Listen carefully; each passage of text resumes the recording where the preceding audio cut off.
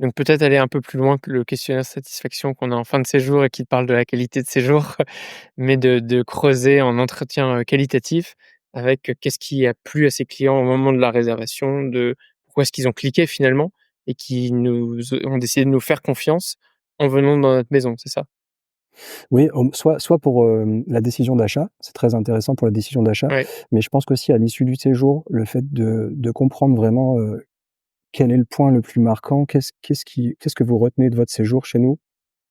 Qu'est-ce qui est le plus important pour vous? Et on est surpris parce qu'on a notre propre idée, tout le temps et on le projette après dans la communication. On va le projeter dans une ligne éditoriale, sur les réseaux notamment, alors qu'au final, on découvre des trésors en prenant ce temps d'échange Mmh. sur les points marquants. C'est parfois en décalage, Ouais. sensible avec ce qu'on pensait. Tu as des exemples ou des cas clients qui le font, qui le mettent en pratique? Moi, je l'ai encore jamais vu dans les établissements pour lesquels j'ai pu travailler ou que j'ai pu accompagner. Hem, j'ai un exemple surtout, je vais prendre un exemple extrême pour bien le comprendre, mais que j'ai vécu à l'étranger. Ouais. Heu, sur, J'étais au Kirghizstan, donc pays très différent certes, mais en tout cas l'établissement était persuadé qu'il fallait, ajouter des touches occidentales dans l'offre, dans les services, dans l'expérience client, parce qu'elle recevait une clientèle occidentale. Donc pour faire plaisir à ces occidentaux, donnons-leur, une saveur occidentale et ça a été passionnant d'échanger avec eux puisque au final, moi ce que j'ai retenu, c'est que la plupart des personnes qui étaient dans cet établissement, ce qu'ils avaient envie, c'était, découvrir la nature, Mmh. peut-être, même faire un feu de camp, des choses qui, au contraire, étaient en rupture avec leur quotidien, parisien Ouais. et ça a été un échange, très, très enrichissant parce que, du coup, ça m'a permis de comprendre qu'on a toujours tendance, à projeter, nos propres idées. Alors que là, en l'occurrence, c'était complètement raté, d'essayer en plus de copier, quelque chose dont on n'arrivera jamais à donner la saveur originelle, Mmh. c'était pas une bonne idée. Mais je pense que c'est le plus fort, c'est vraiment ça, c'est de se dire que les clients ont des trésors, ont des éléments à nous donner.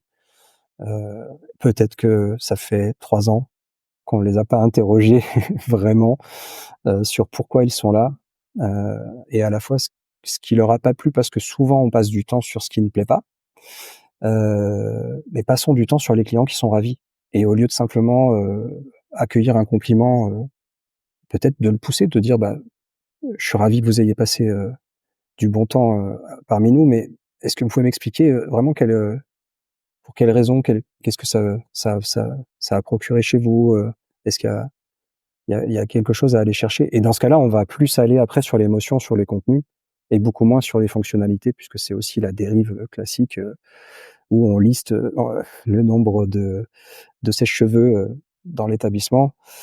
Ça permet aussi d'orienter, je pense, l'équipe vraiment sur la partie émotionnelle plutôt que fonctionnelle.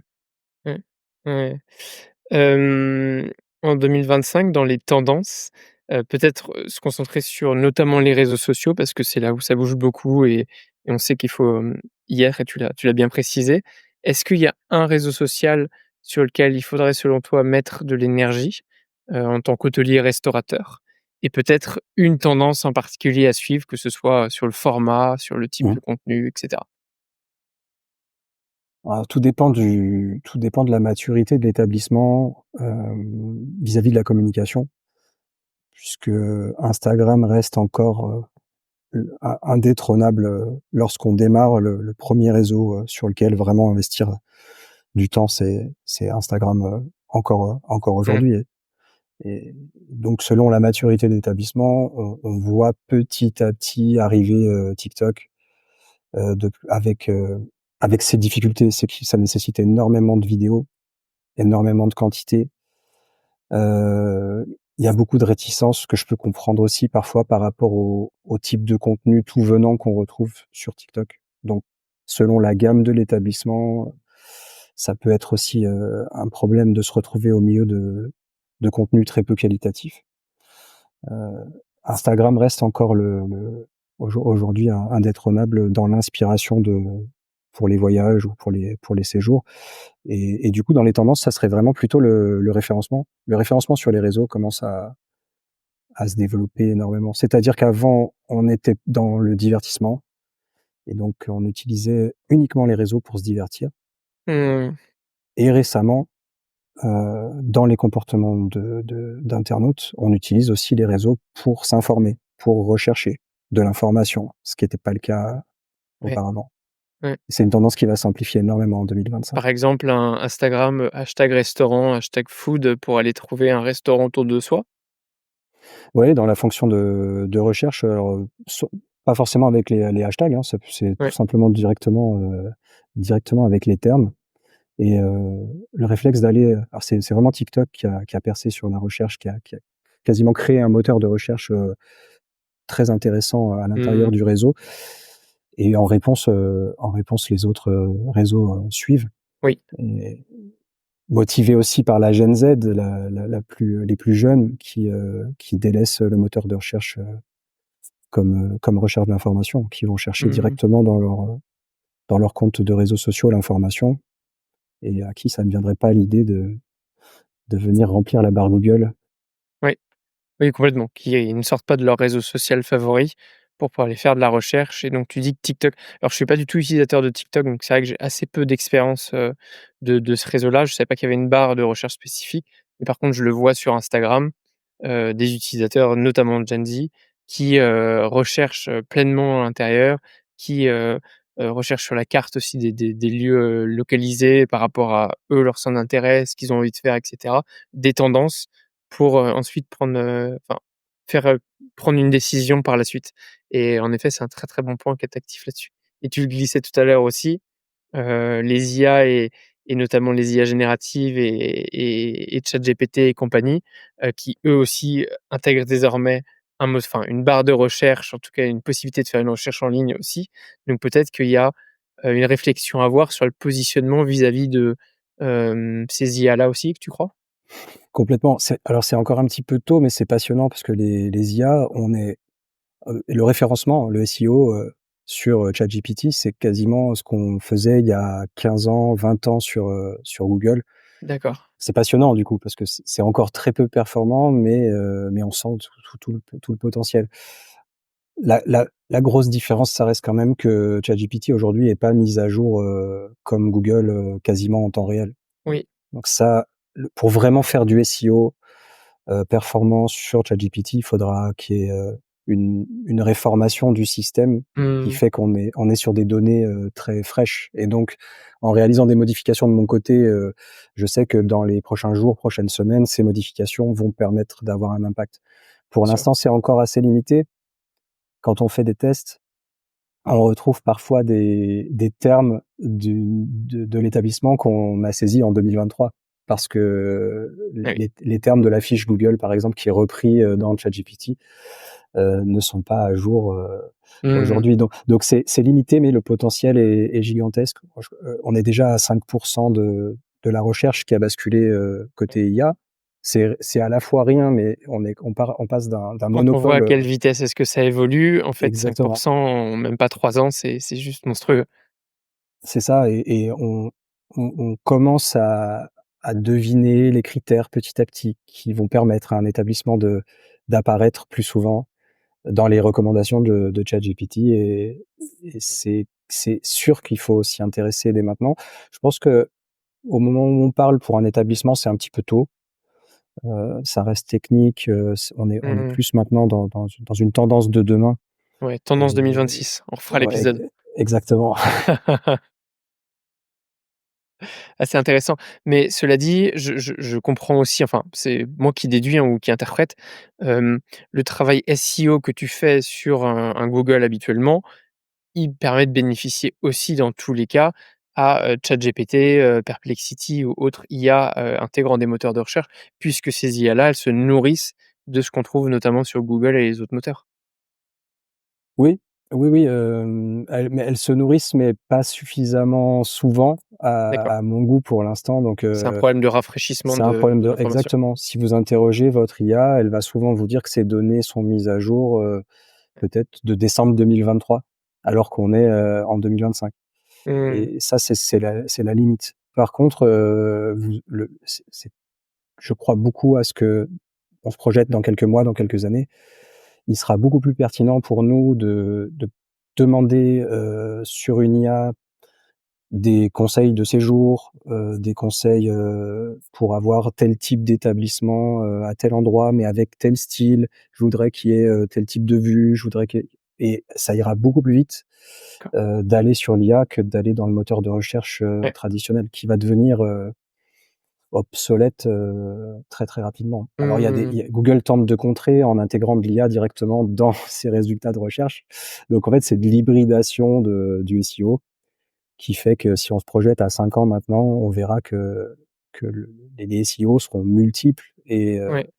le jeu va devenir de plus en plus avancé parce qu'il faudra agir sur des leviers, multiples et complémentaires. Mmh, complètement. Je reviens sur les réseaux sociaux pour une dernière question, mais tu l'as peut-être déjà écouté. On a fait un épisode très récemment avec, Florence Kowalski qui est ghostwriter. Et elle nous parle de Pinterest. Alors c'est vrai que Pinterest, on entend très peu parler. Heu, Personnellement, c'est encore un réseau que je n'utilise pas. Je crois que dans les statistiques d'ailleurs, c'est 95 de public féminin sur ce réseau. Moi, j'y ai jamais mis les pieds, mais je vois, ou plutôt j'en entends de plus en plus parler. Je voulais aussi ton avis, d'expert sur, et peut-être des cas clients où tu vois que c'est utilisé par tes clients et que c'est performant? On reste sur un réseau complémentaire. C'est-à-dire que ça peut être intéressant quand on a déjà une bonne stabilité, quand on a mis quelque chose de bien en place, notamment, sur Instagram. On peut imaginer aller sur de nouveaux réseaux. L'avantage de Pinterest par rapport à TikTok, c'est que ça nécessitera tout de même beaucoup moins de temps, Mmh, heu et le temps est difficile ou précieux, dans les établissements, donc l'avantage, ça serait vraiment plutôt sur la faisabilité, d'aller, sur Pinterest, mais on reste sur du complémentaire. Ce qui est intéressant, c'est que c'est le réseau de l'inspiration, ouais, donc on est essentiellement porté sur la déco, sur la mode. Maintenant, l'inspiration, voyage, l'inspiration, lifestyle est aussi très, très présente, complètement. sur Pinterest et une personne par contre, on remarque qu'il y a beaucoup d'engagement. Quelqu'un qui vraiment a des habitudes Pinterest, heu, c'est quelqu'un qui va l'utiliser, réellement. C'est Mmh, pas simplement des inscrits avec des comptes dormants. En principe, c'est vraiment des personnes, qui créent des tableaux, qui l'enrichissent, au fil du temps, à l'image d'un mood board, hein. Ce qu'il faut voir sur Pinterest, c'est comme une sorte de mood board qu'on va créer épingler des sources d'inspiration et on mmh, peut le faire aussi vis-à-vis oui, de l'hôtellerie. La difficulté, c'est le nombre de réseaux. Moi, je conseille tout de même de rester sur un petit nombre de réseaux très bien maîtrisés, plutôt oui. que de partir sur 4, 5, 6, qui au final, seront peut-être plus animés au bout d'un moment, Et qui vont pas être très performants. tu as utilisé ce terme de réseau social incontournable tout à l'heure. Selon toi, si on devait faire un focus sur, allez, 2-3 réseaux, je suis un hôtel, restaurant, quels sont mes réseaux sociaux principaux incontournables? Bah, incontournable, le cœur, ça reste Facebook, Instagram. D'accord. Heu, Facebook, tu je les mets encore dedans? je Tu le mets cite quand encore dedans? même Facebook Ouais. parce que c'est quand même, on fait souvent le procès à Facebook. Chaque année, on annonce la mort de Facebook, c'est assez marrant. En fait, c'est simplement un réseau qui évolue, mais c'est donc il est certes mort, dans son format, précédent, mais Facebook, notamment sur une clientèle plus de 50 ans, ça reste un réseau exceptionnel. On a quasiment, le panel total de la population, avec un compte Facebook. On fera pas la même chose, c'est un réseau totalement différent d'Instagram ou des autres d'ailleurs, Mmh. sur lequel, sur lequel on va engager des conversations, de façon beaucoup plus simple, que vous ne ferez pas sur Instagram. Engager des conversations, ça reste très difficile. C'est pas un réseau facile sur l'échange, sur l'aspect, Ouais, vraiment social du réseau. Facebook l'est énormément. C'est très, très, très intéressant d'aller engager des conversations, sur Facebook. Alors bien sûr, ça dépend de votre établissement, ça dépend de l'audience, mais Facebook est loin d'être hors jeu. C'est simplement qu'il faut savoir l'utiliser, tel qu'il est aujourd'hui. Et Mmh mh. le cœur, c'est pour moi Facebook, Instagram. Et on remarque par contre, la percée de LinkedIn ces derniers temps. Oui, Heu, Très, très, intéressant, avec beaucoup de réticence. Nos clients, souvent se disent: «Mais qu'est-ce qu'on va aller faire sur LinkedIn? Pourquoi?» C'est pas ouais, notre domaine. Et en fait, c'est vraiment un réseau que je placerai dès 2025 en 3e position, dans très mes bien. classements. Mais pour aller chercher des clients ou des candidats? Eh bien les 2.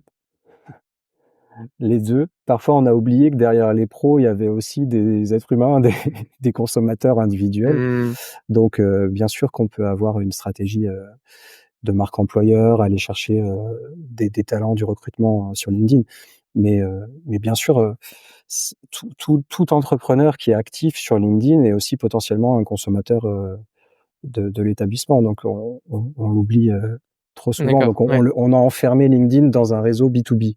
oui, C'est complètement obsolète. En fait, LinkedIn a tellement changé ces dernières années, on pourrait presque dire parfois à regret qu'il se facebookise, un petit peu trop, mais ça c'est pour les anciens.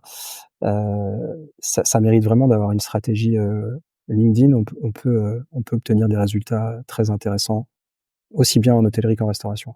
tu m'as fait une passerelle parfaite parce que, ça fait aussi partie des sujets que je voulais aborder avec toi de communication RH, et LinkedIn me semble être un bon outil, mais peut-être qu'il y a d'autres choses dont on peut parler là-dedans.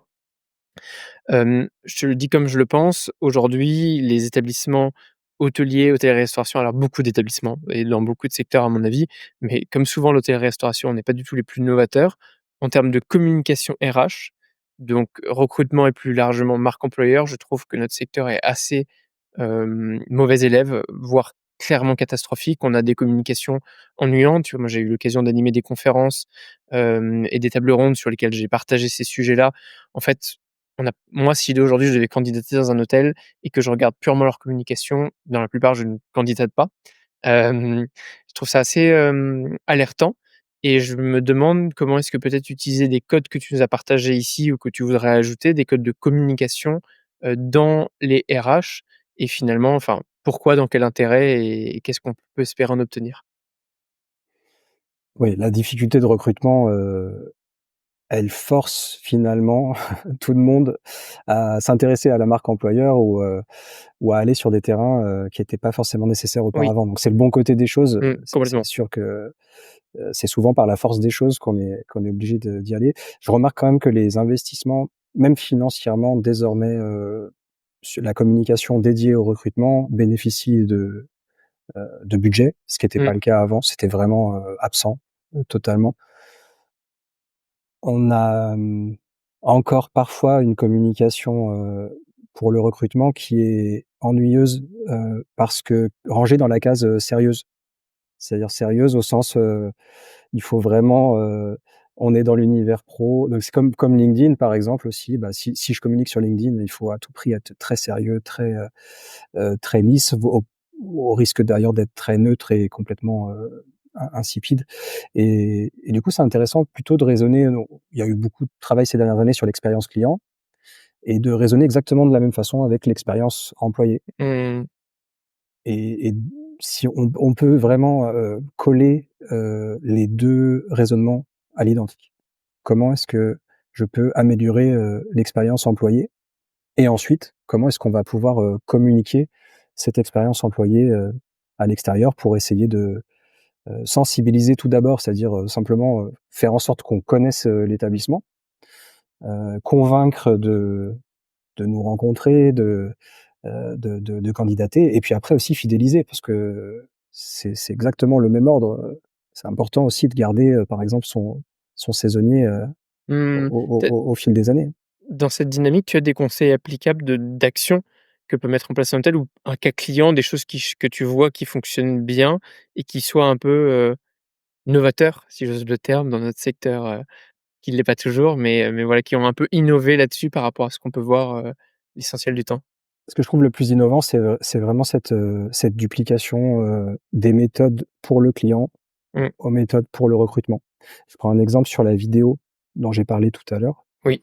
on est, sollicité aujourd'hui, ce qui était pas le cas auparavant, pour réaliser des clips vidéo professionnels pour le recrutement. Mmh. Alors qu'auparavant, on était sollicité uniquement pour réaliser des clips vidéo pour les clients, pour donner envie de réserver dans l'établissement. Mais pour donner envie de candidater et venir travailler dans l'établissement, c'est je crois quelque chose, bon, le covid est passé par là, Oui, oui, oui. au milieu, hein.